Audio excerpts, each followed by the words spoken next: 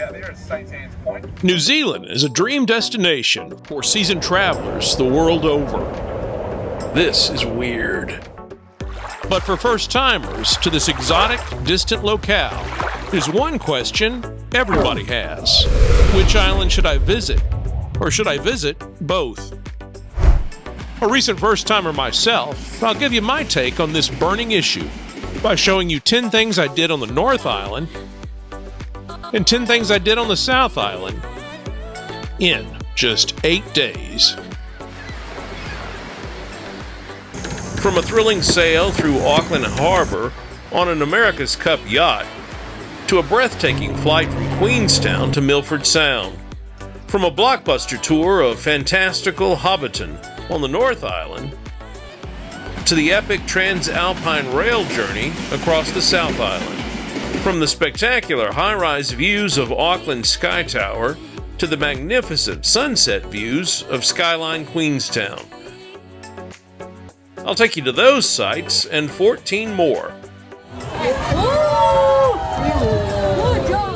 And I'll show you the 4 places where I stayed, and how I quickly moved about these 2 remarkably different islands, maximizing my limited time here to experience 20 amazingly diverse adventures in a little more than a week. I started this epic journey on the South Island in Queenstown. From there, I flew to Christchurch, and then on to Rotorua and Auckland on the North Island. I flew Air New Zealand on all 3 flights connecting the 4 cities, and I rented cars in Queenstown and Rotorua. I stayed in hotels in Queenstown and Christchurch, and in Airbnbs in Tauranga and Auckland. You can see and do so much in Queenstown, New Zealand in just a couple of days. I'll show you all I did in a day and a half. From a roller coaster jet boat ride on the choppy waters of Lake Wakatipu and the shallow waters of the Shotover River, to a nighttime cruise aboard a Titanic-era steamship bound for a spectacular seafood buffet and sheep shearing show at Walter Peak High Country Farm. From a morning flight to Milford Sound for a ship's eye view of the towering peaks, rainforests, and waterfalls of one of the most beautiful places on Earth, to an afternoon watching brave souls hurl themselves off a perfectly good suspension bridge. From walking the streets and eating the eats in picture-perfect Arrowtown, to a nighttime lift on the Skyline gondola for a breathtaking sunset over Queenstown. Plus, a late-night stop at world-famous Fergburger for a treat you can't beat in this adventure capital of the world.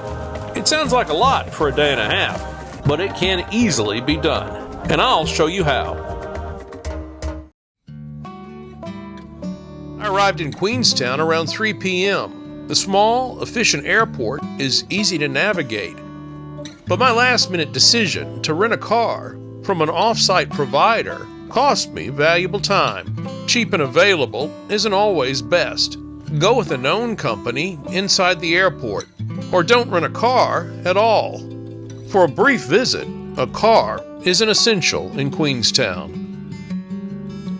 I was on the road and checked into my Blue Peaks Lodge hotel by 4:30 p.m. That gave me 30 minutes to get in the room, splash some water on my face, and get to the main Queenstown dock by 5 p.m. for a pre-booked Viator jet boat experience on Lake Wakatipu. I got there just in time. I went with K-Jet because they offer an hour-long experience for a lower price than their competitors' 20-minute ride. Plus, they're in the center of Queenstown and easy to get to. Once snug in our life jackets, we head out on the massive lake. After a quick safety review, the friendly captain takes us on a heart-racing journey, filled with 360-degree spins and fishtail turns on the choppy waters of Lake Wakatipu. With a few photo stops along the way, we get great views of the Remarkables, the striking mountain range that's the backdrop for this adventure and for all of Queenstown. The roller coaster ride continues as we navigate the tricky turns of the Kawarau River and the shallow waters of the Shotover River. You'll grab the safety bar and brace your feet as you spin through these New Zealand waters, experiencing G-force like never before. In 1959, K-Jet was the first company in the world to offer jet boat adventures. Jet boats are a New Zealand creation, developed here to fly over the country's fast-flowing but shallow rivers. For that reason, they don't have propellers. Instead, they're propelled by a jet of water ejected from the back of the boat.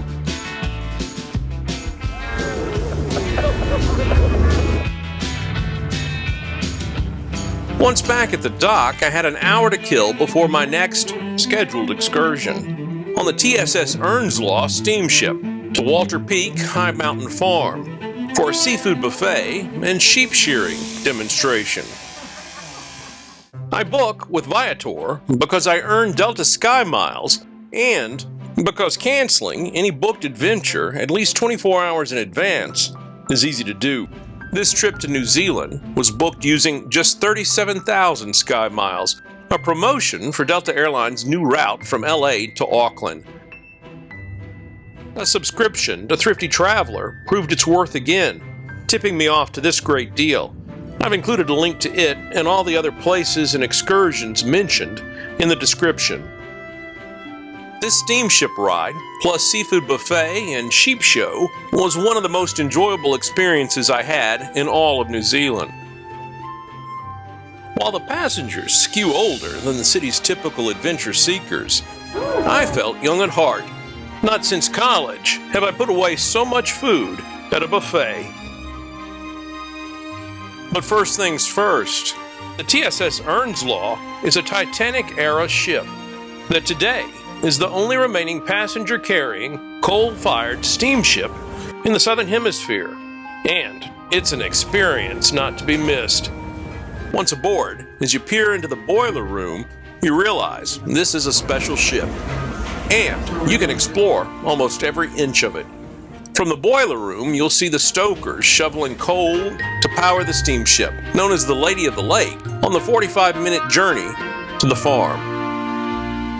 From stem to stern, it's a beautifully maintained vessel. And to help pass time, the ship has a bar and an entertainer. Once at the dock, a short walk to the main building brings you to the featured attraction, a sprawling buffet with seafood, pork, lamb, and a variety of other foods. You can book a cheaper lunch excursion, but this 7 p.m. start fit perfectly into my shortened day. After the meal, a walk around the farm brings us to a spacious outdoor amphitheater, perfect for the sheep shearing demonstration to come. Our host for the event charms the group with stories of farm life, focusing on a short-haired border collie, the star of the show. It was a funny and fascinating demonstration that was a perfect ending for our night at the farm.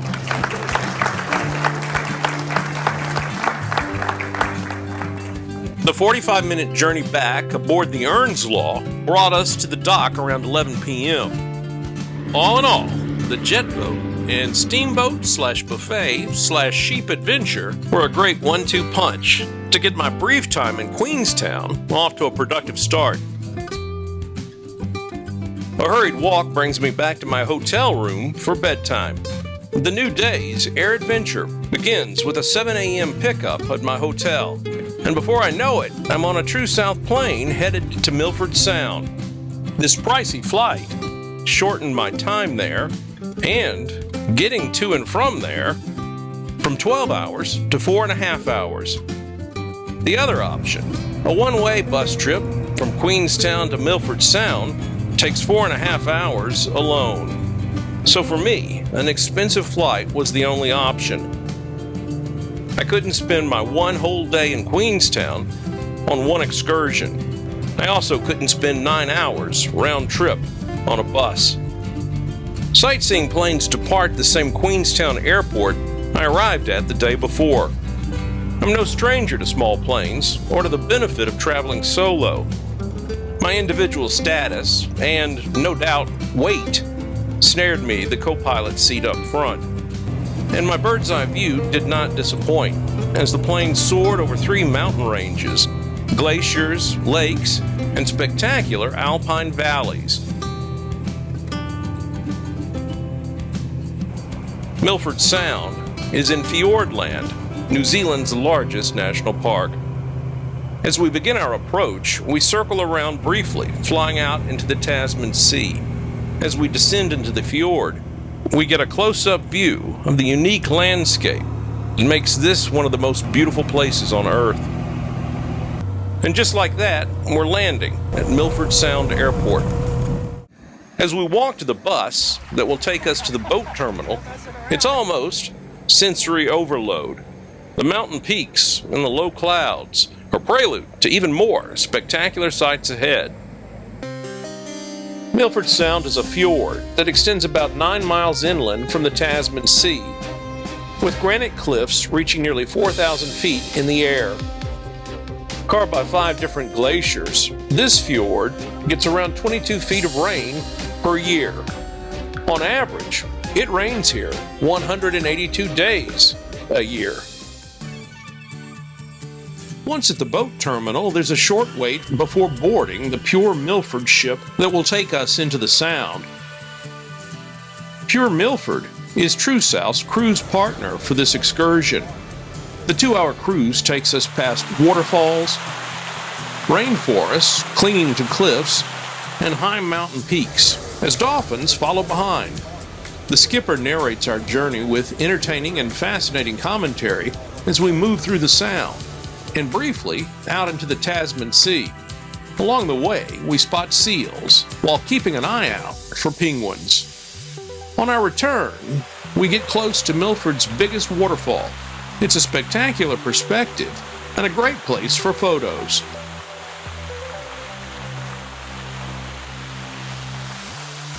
Most everyone, as they board, head for the top deck and stay topside for most of the cruise, as I did.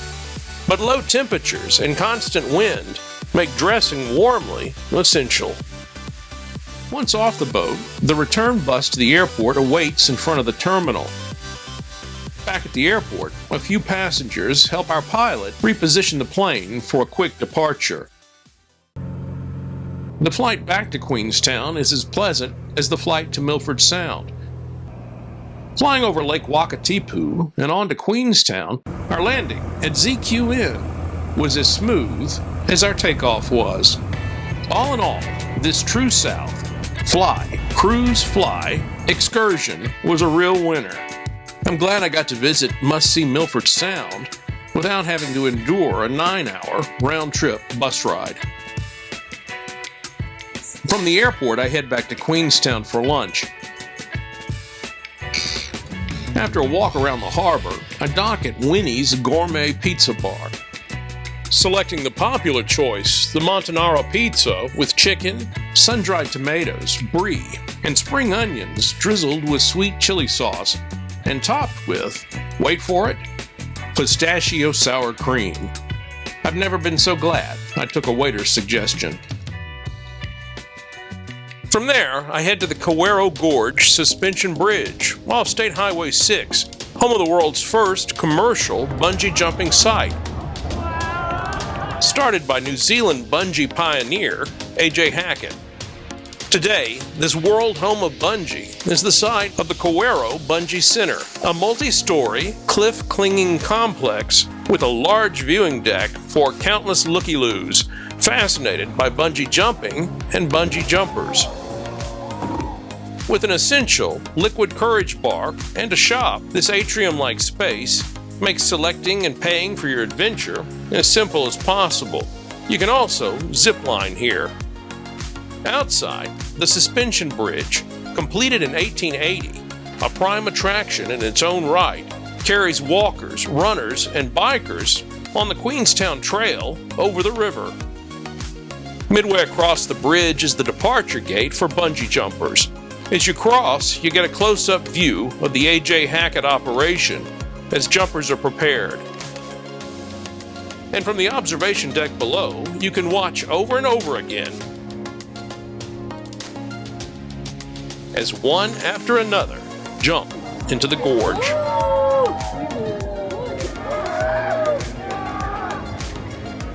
As you look down at the river, you'll see a two-person recovery boat retrieve danglers, carefully pulling them into the boat.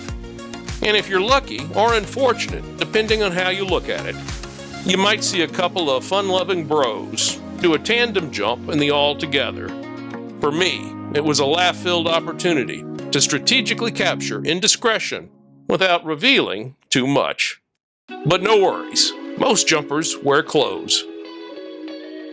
There's no way I could come to Queenstown and miss visiting this world-famous bungee jumping bridge. From here, I made the short drive to picture-perfect Arrowtown, a historic gold mining town on the banks of the Arrow River, about 20 minutes from Queenstown. Arrowtown has more than 60 well-preserved buildings, cottages, shops, hotels, and churches used by Chinese and European immigrants during the gold rush.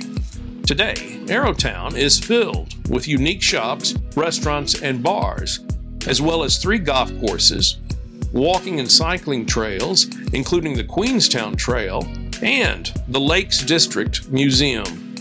It's a great place for a meal, a drink, or just a walk through one of New Zealand's most beautiful towns.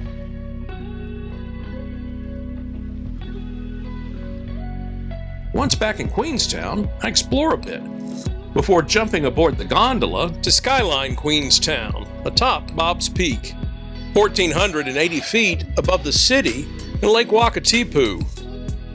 Up top, the main complex features a restaurant, a bar, a cafe, and a gift shop. There's also a mountain biking park and a luge that wasn't operational the night I was there, though several mountain goats did seem to enjoy it. The ride up is fast, steep, and smooth. The restaurant atop Skyline Queenstown is a popular stop for tourists. The large dining room is reminiscent of cruise ship dining. Lots of diners, long tables, and what appears to be, from a distance, really good food. I spent time in the bar looking out at the magnificent view of Queenstown and surroundings. As night fell, I went to the top of the building to watch sunset from the outdoor viewing platform. A bit chilly, but more than worth it. Around 9 p.m., I decided to head down before the supper crowd began to depart. But before my walk back to the hotel, one last stop is a must. You simply can't come to Queenstown without eating at Fergburger. Often called the best burger in the world, it's easy to find the place. Just look for the crowd on Shotover Street, anytime, 21 hours a day, year-round except Christmas Day. With 19 gourmet burgers, the wait to get in gives you time to choose from the extensive menu: beef, lamb, cod, falafel, venison, or a swine and chicken mix. Here, worldwide popularity hasn't gone to anyone's head. The staff is exceptionally friendly, even for New Zealand. In line outside or inside, look around. For celebrities, this is a popular place, too.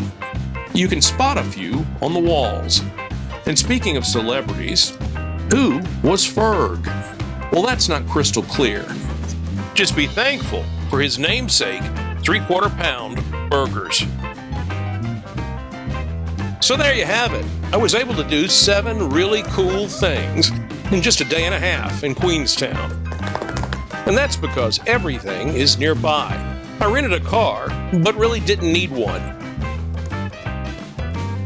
I could have easily Ubered to the Bungee Bridge and Arrowtown. And Queenstown is packed with stuff to do, but it's small and very walkable. And my flight to Milford Sound gave me access to New Zealand's premier must-see site without subtracting much time from my one full day.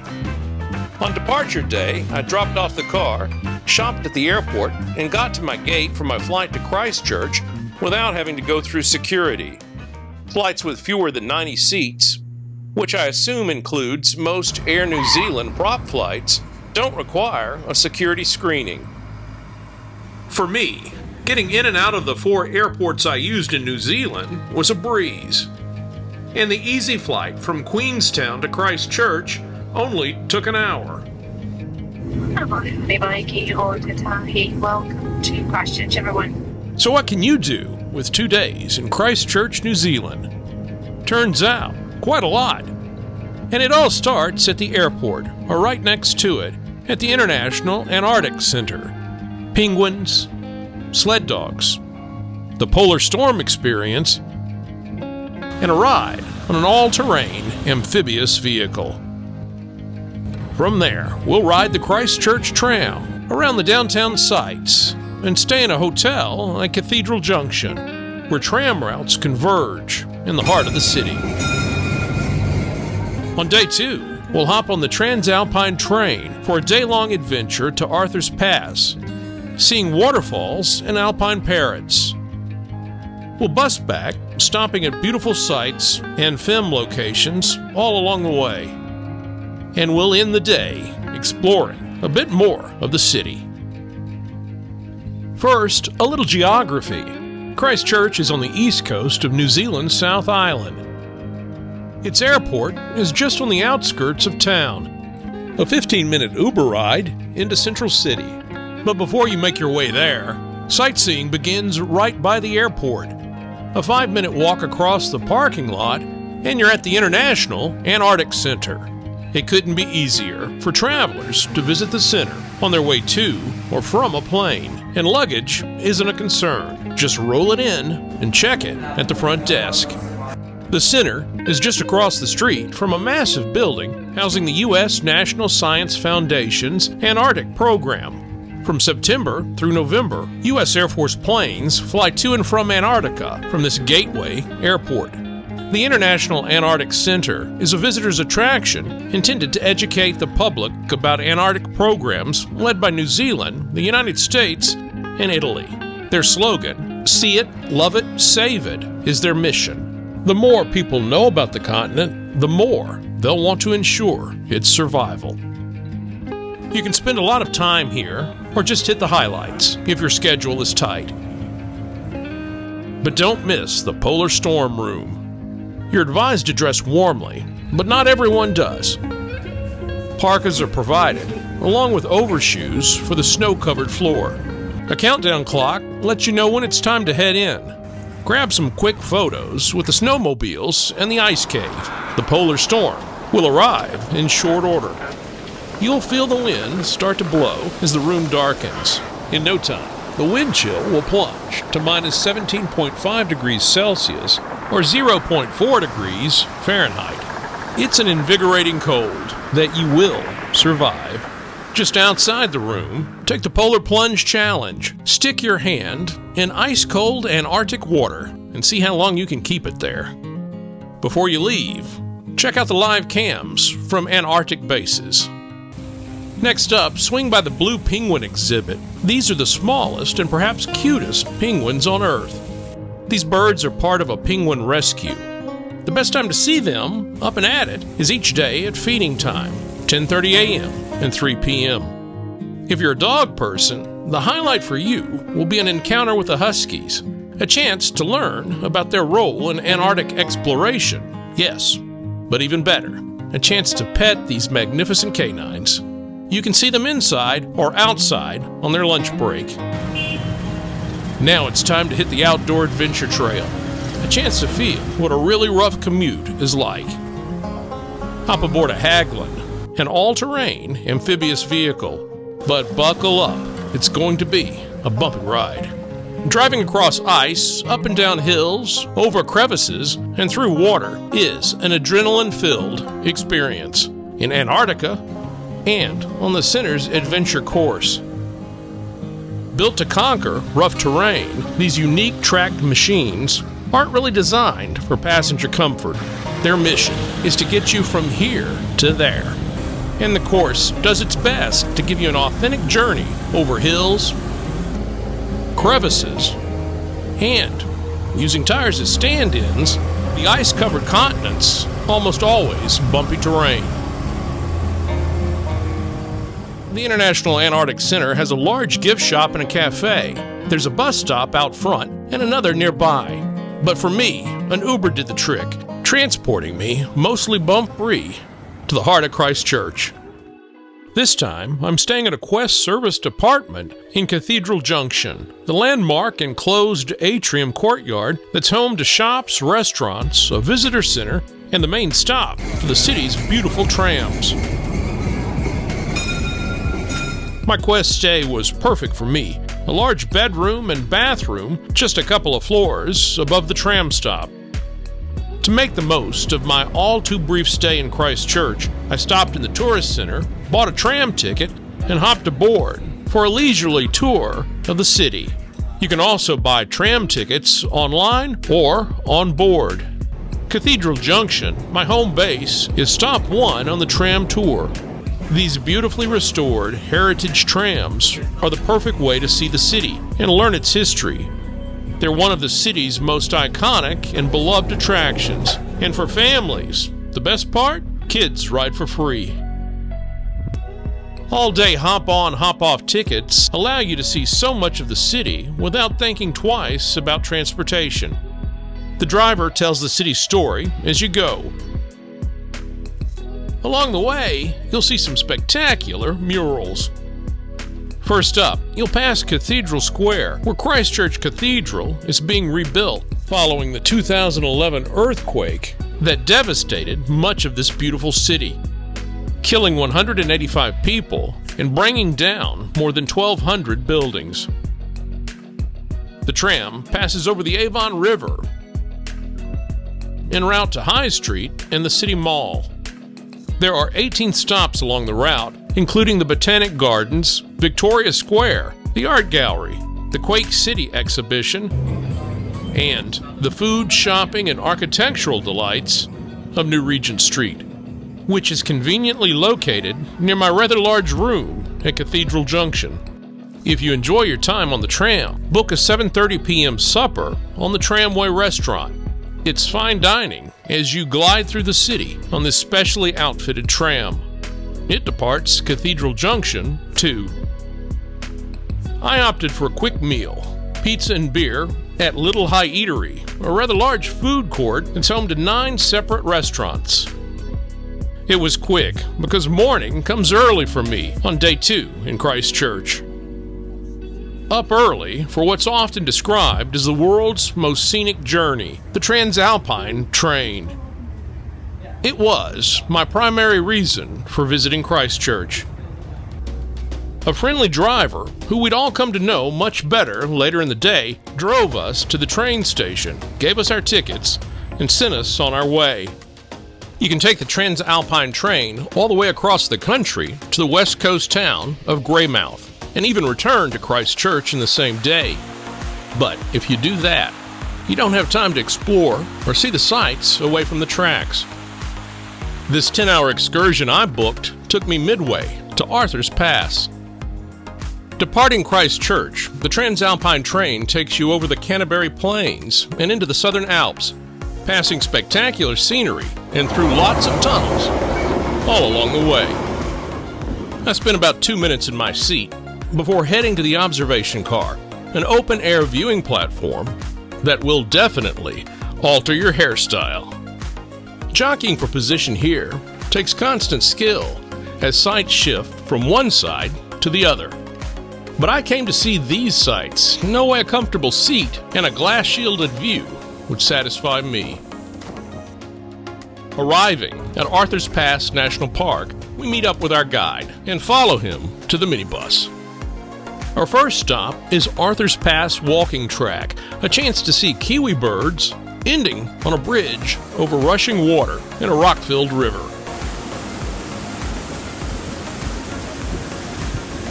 Then we head to the viaduct lookout that provides beautiful views of the bridge below and some quality time with inquisitive kias, known as alpine parrots, cheeky birds who know they're the star of any show. Next up is a choice of walks. I chose a climb, packed with steps, to Devil's Punch Bowl Falls. It helps to be in shape for this because time management is important. You have about an hour to make it up and back to the bus. That's enough activity for any morning. Time for a lunch break at the cafe of your choice in the village of Arthur's Pass. I chose the Arthur's Pass store, narrowly avoiding Akia's attempt to steal my lunch. I also had time to explore the village, including a small chapel and a waterfall, before departure. En route back to Christchurch, we stopped for the ultimate souvenir photograph at the National Park sign. This is where you'll get some idea of just how expansive this park is, thanks to striking views of the mountains, the river, and the mighty blue sky. Next up, just 20 minutes away, is beautiful Lake Pearson, great for fishing, bird watching, or camping. And if the water is calm and conditions are just right, it's also spectacular at reflecting the images of the mountains and sky above. As we continue on, we stop at Cave Stream Reserve, not to hike the cave, but to see the limestone formations that were the backdrop for the movie, The Chronicles of Narnia, The Lion, the Witch, and the Wardrobe. Our final stop is at the Castle Hill Conservation Area, home of majestic limestone rock formations, a rock climber's paradise, and site of the climactic scene in the 2005 Narnia movie. This is one of the best bouldering locations in the world, and climbers come to challenge their skills. Many of the boulders are easily climbable, but prior certification via internet is required before climbing. We had a bit of time here to make the circle around the boulder field. Castle Hill gets its name because from a distance, it looks like a crumbled castle. Beautifully carved cultural guardians watch over this place that more than 100,000 visit each year. Castle Hill is the final stop on our day-long tour. As we make our way back to Christchurch, we pass the small town of Springfield and its giant, sprinkled-covered pink donut, a promotion for the 2007 Simpsons movie. All in all, a really good day, but 10 hours is a long time for any kind of excursion. Arriving back around 6 p.m., most tourist sites were closed, so I grabbed a burger and went walkabout, spending some time at the cathedral construction site and finding my way to the rather amazing cardboard church built to stand in for the cathedral during its reconstruction. This remarkable structure can hold 700 people. Built of cardboard tubes, timber, and steel, 8 shipping containers form walls below its polycarbonate roof. Continuing the theme, and right between the two churches, near Cathedral Junction, I grabbed a drink at the beautiful Church Brew Pub. What a beautiful place this mural-covered city is. My brief stay here leaves me hoping to return. There's so much left unseen. The beaches, the gondola, the botanic gardens, art museums, and more.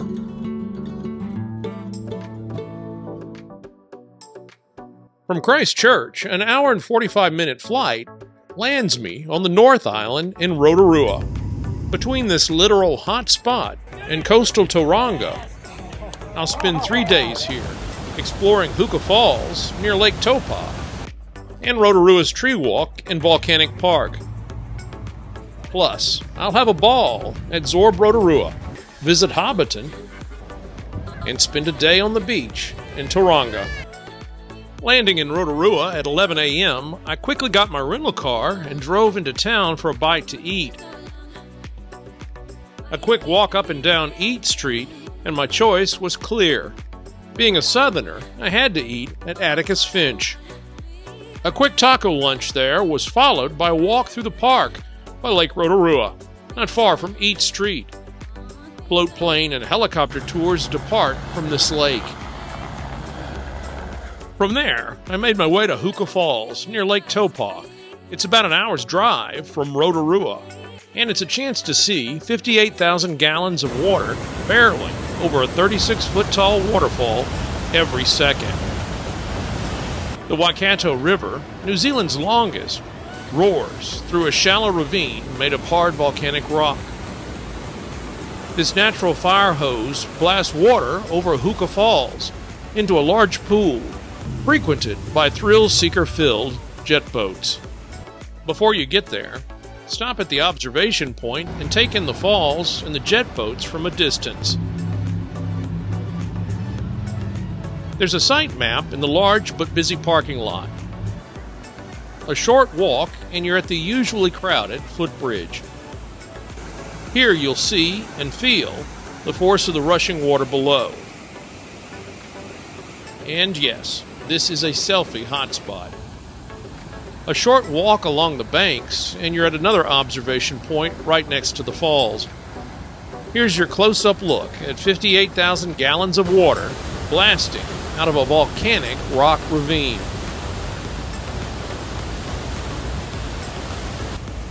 There are several other observation areas around the falls, and several walks or hikes you can do in the area.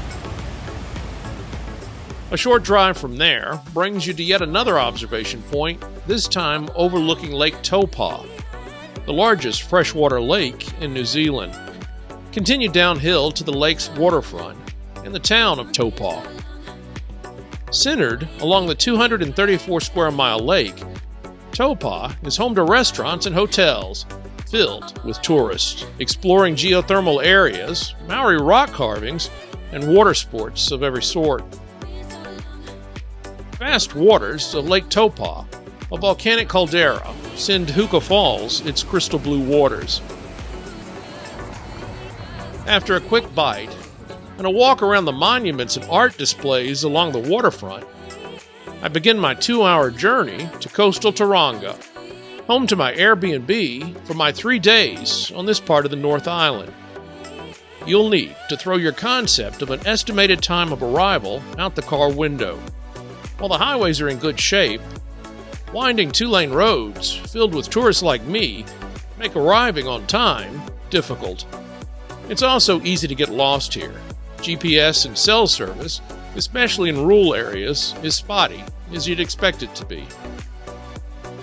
My beachfront Airbnb did not disappoint. This spacious bottom floor and a large oceanside home was perfect for me. Just beyond the backyard view, a winding walk over grass-covered sand dunes leads to Tauranga's ocean edge. Early to bed, early to rise. Day 2 means a sunrise drive to Hobbiton. From Tauranga to Rotorua, the journey to Middle-earth is about an hour's drive. From Auckland, it's 2 hours or more, depending on traffic. When you arrive at the Alexander Sheep Farm, you'll enter a well-run operation designed to handle the thousands that drive in daily to see New Zealand's #1 tourist attraction, the Hobbiton movie set. Here, in the heart of the Waikato region, you'll be transported to the lush pastures of the Shire, as seen in the Lord of the Rings and Hobbit trilogies. Make sure to book your tickets early online. When you arrive at the Shire's Rest, home to the ticket office, a cafe, gift shop, and departure point for all Hobbiton-bound motor coaches, make sure to check in first thing at the ticket office. There you'll be told which bus to board and when. You'll have a few minutes to check out the cafe and gift shop. If there is a line, don't stop at the first restroom sign you see. There's a freestanding restroom building close to the parking lot. On the bus, you'll meet your tour guide. You'll be with this same guide and same group for the 2-hour walking tour. The bus is just transportation from the Shire's Rest to the movie set. As you walk around the 14-acre set, you'll see intricate details, mailboxes, community boards, vegetables, and small clotheslines filled with a day's wash. Your guide will point out the most famous locations while explaining how movie magic was made here. You'll pass colorful Hobbit hole doors scattered on the hillsides, including the iconic Bag Inn, home of Bilbo and Frodo Baggins, before arriving at Bagshot Row, where you'll get a glimpse of the interior of a humble hobbit's home. Your guide will lead you through one of 2 hobbit holes, allowing time for you to explore the detailed interiors. From the bedrooms and bathrooms to the kitchen and the fire-warmed living room. There are 44 hobbit holes, scaled to different sizes. The smallest are the correct size for hobbits, who, of course, are smaller than humans. Some are built to a larger scale, to make hobbit actors appear smaller. You'll see lots of cosplayers in Hobbiton, and you may be one yourself. Continuing along the path, past the mill house, you'll cross the double-arched stone bridge before entering the Green Dragon Inn, where you'll be served complimentary ales, apple cider, or non-alcoholic ginger beer. From there, you'll board your bus and head back to the Shire's Rest, unless, like me, you book the buffet lunch at the next door Party Marquee. Here, the painted canvas exterior hints at the festive atmosphere inside. Seated at long tables, lunch is served buffet style from a themed table filled with hobbit fare. This large family-style meal is the perfect way to end a Middle-earth adventure. It's easy to see why acclaimed director Sir Peter Jackson fell in love with this place and made it the Shire. After grabbing a quick bite to eat at the Shire's Rest Cafe, I made my way to Rotorua. My first stop there was at Zorb Rotorua, a place that begs explanation. Sliding around inside a giant, water-lubricated, inflatable ball as it rolls down a North Island hill probably isn't on your bucket list. But at the very least, watching it happen certainly should be. This oddball fun, invented in New Zealand, has bounced its way around the world, creating Zorb enthusiasts in the US and in other countries. But in New Zealand, Rotorua is the only place you can see or experience this homegrown craze. Looking like massive transparent beach balls, Zorbs were originally intended for beachside use, but the inability to control them, to keep them from floating off in the ocean, landed them in these carved-out tracks on this hill overlooking Lake Rotorua. Here you'll find a large parking lot in front of a main building and houses a ticket office, changing rooms, and an observation deck. Offering epic views of the lake, there are 4 tracks to choose from, and a variety of ticket options. If you're not up for the ride, enjoy the view from the deck as Zorbs bounce, wobble, and weave their way to what can only be called the birthing zone. No matter how many times you see it, it's hard not to laugh as soaked riders pop out of these water-filled balls of fun. The other part of this fascinating experience is the well-engineered way Zorbs are returned up the hill. There are a lot of things to see and do in Rotorua. You could spend several days here and hardly make a dent in a to-do list. The unescapable smell of sulfur, clouds of steam, and volcanic activity are a natural part of life here. Sitting in the Pacific Rim of Fire, Rotorua is one of the most active geothermal areas on Earth. It's filled with attractions, from mud pools, hot springs, and luxury spas to a legendary geyser, and a Maori village filled with history and folklore. Most attractions charge admission fees, but in the very heart of Rotorua sits Kuira Park, a large, pre-public park, boiling, steaming, and waiting for you. This large geothermal reserve features bubbling mud pools, a steam-filled crater lake, rock formations, steam vents, beautiful gardens, and hot pools for your tired feet that are more than worth your attention. Spacious walking paths connect all the sites. Street parking is available on streets around the park's perimeter, but there's a parking lot on the backside of the park that makes finding a space a lot easier. Other geothermal areas offer more colorful waters, caves, and even a geyser, but if cost, time, and location are issues, this park delivers a volcanic postcard that's more than worth seeing. Not far from the park, on the outskirts of Rotorua, sits the Redwoods Treewalk, home to 15 acres of 121-year-old, naturalized coastal redwoods. From California, About 40 feet above the forest floor, you'll walk across 23 suspension bridges connecting 22 redwood trees. The platforms around these trees highlight the history and environmental significance of the fern-covered forest floor and these skyscraping giants, the tallest of which stands at 246 feet. The tree walk takes an average of 30 to 40 minutes to complete. As always, it's best to book tickets online, but I was able to find a daytime ticket last minute at the ticket office. This place checked all the boxes for me. A nature-filled New Zealand experience, complete with swinging bridges and bird's-eye views.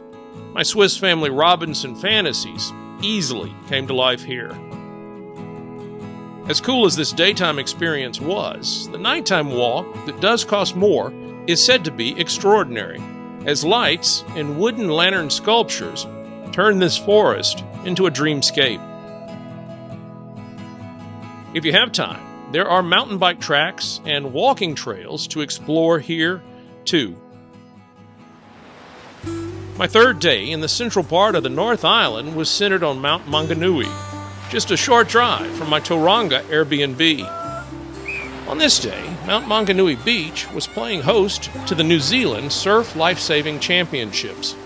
Known as the Nationals, this event attracted nearly 1,400 athletes from 47 surf lifesaving clubs.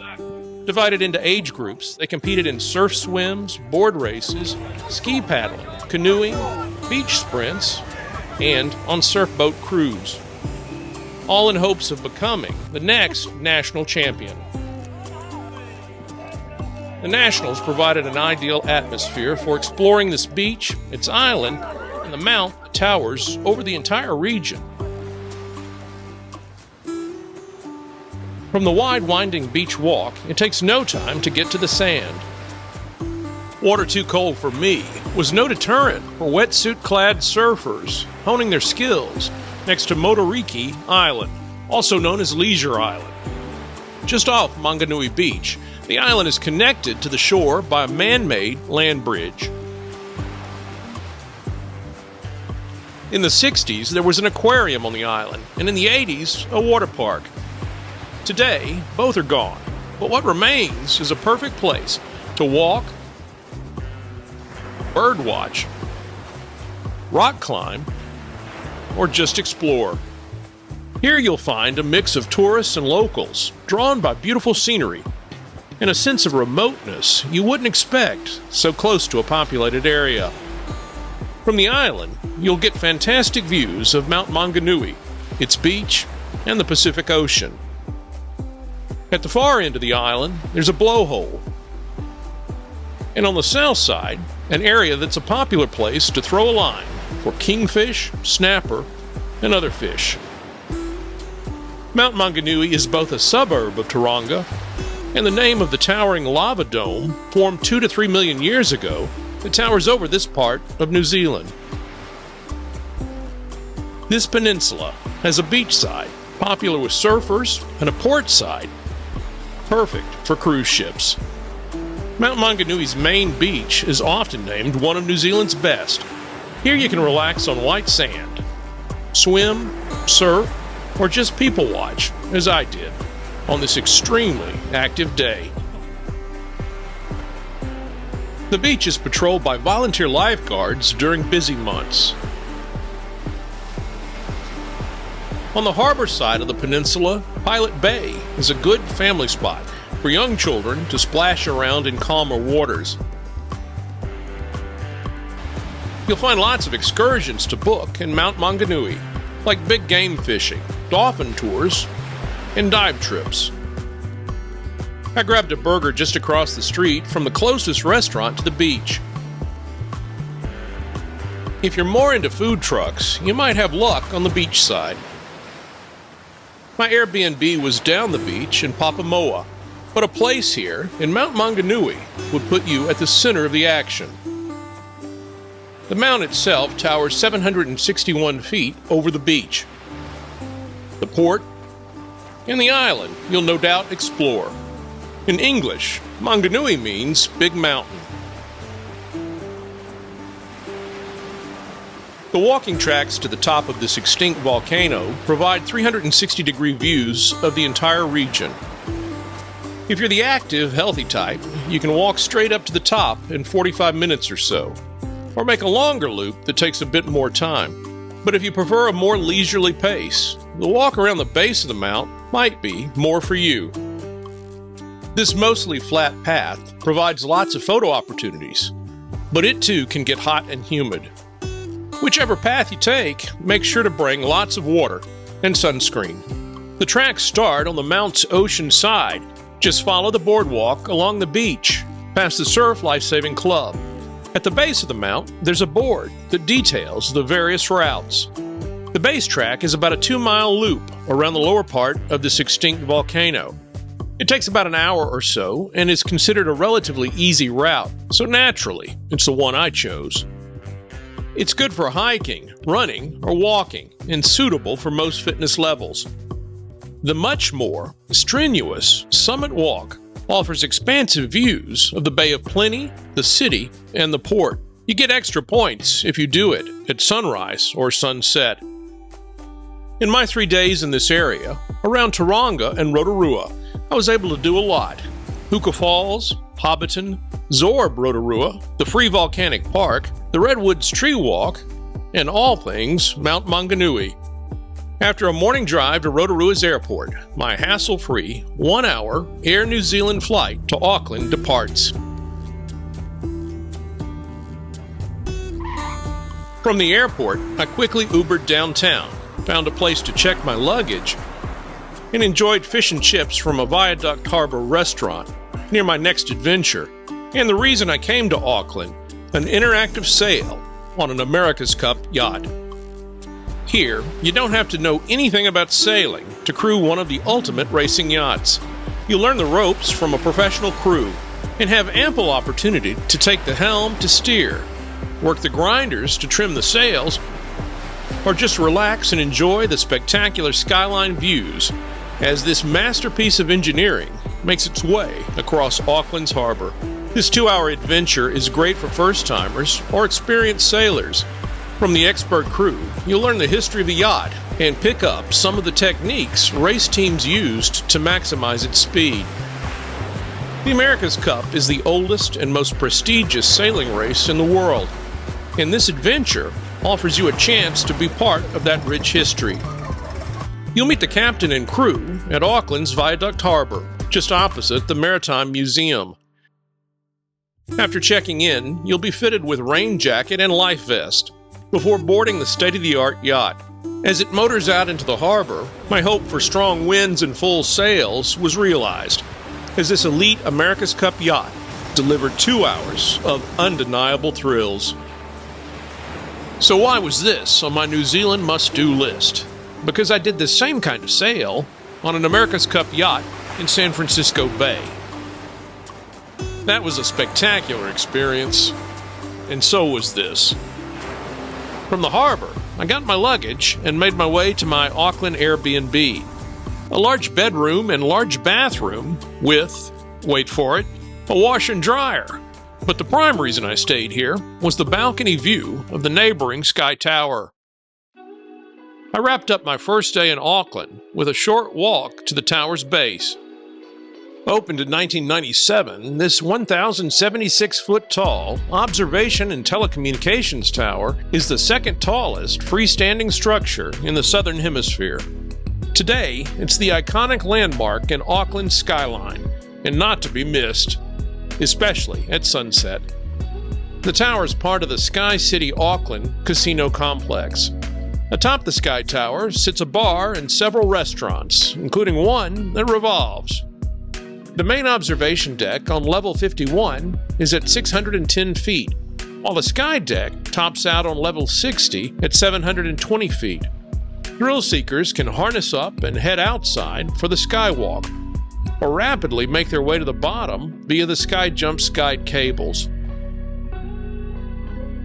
Your first stop is the main observation deck, with 360-degree views. There's a bit of glass-covered floor space where you can stare past your shoes 610 feet to the ground.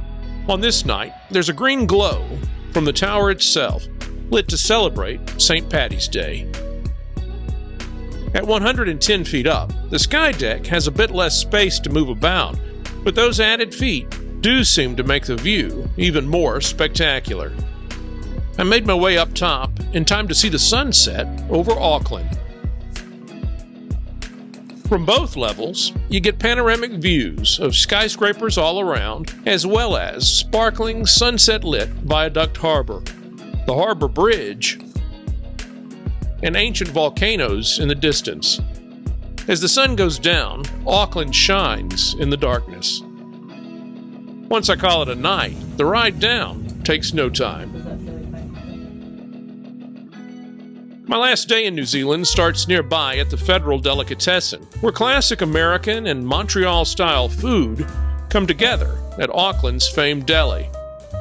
Better known as the Fed, this New York-style deli offers breakfast, lunch, and supper. For me, it was ham on rye for lunch. But whatever you have, make sure to save space for New York cheesecake or one of their pies. Whether you sit at a table, at the counter, or outside, expect friendly banter and great service from the staff. Located next to the Sky Tower, the Fed opens early and closes late. Next, I board the Auckland Explorer, a hop-on, hop-off double-decker sightseeing bus tour of the city that covers downtown, central Auckland, and the waterfront. There are two routes, one that's year-round and one that only operates 6 months a year. You can catch the Explorer near the Sky Tower and pay as you board. 24 or 48-hour bus passes allow you to see as many attractions as you like, including the Auckland Museum, the New Market Entertainment and Shopping District, Holy Trinity Cathedral, Mount Eden, Bastion Point, Sea Life Aquarium, the Auckland Zoo, and, of course, the Sky Tower. It's a good option for first-time visitors to Auckland. The entire tour, without hopping off, takes an hour and has recorded commentary in English about each stop. I rode both routes before getting off at Kelly Tarlton's Sea Life Aquarium. Tarlton, a famed diver, combined underwater exploration with tourism and opened this unique aquarium in 1985.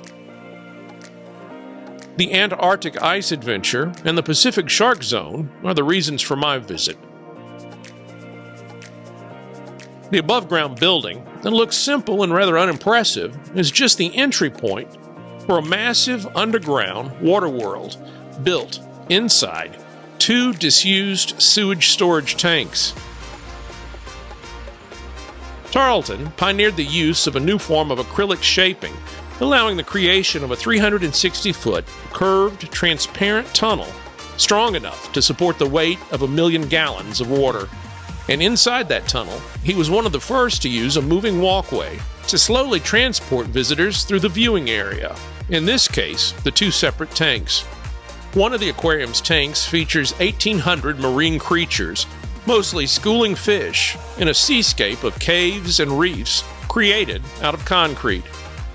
The other, the predator tank, is filled with sharks, most notably sand tiger sharks, also known as gray nurse sharks.